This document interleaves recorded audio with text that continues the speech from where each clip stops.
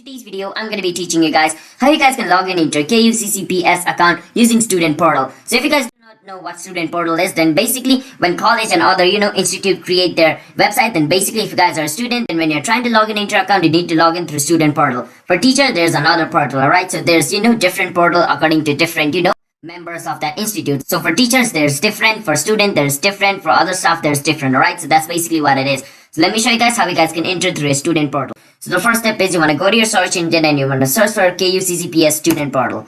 After you search for it, you want to click on where it says Student Login over here. After you click on Student Login, it's going to take you to its official website where student can log into their account. Now once you're over here, you want to enter your KSCE index number, the number which is given to you by your school, and your KCSE year. After entering the year, you want to enter your account's password. And if all the information you entered over here is correct, then basically once you click on login, you should be able to log in into your account. So that's basically how you guys can log in into your KUCCPS Student Portal. So if you guys are a student, you need to follow the step which I just showed you to log in through your Student Portal. And for teacher, there's a different way, alright? So hope you guys were able to log in into your school's account.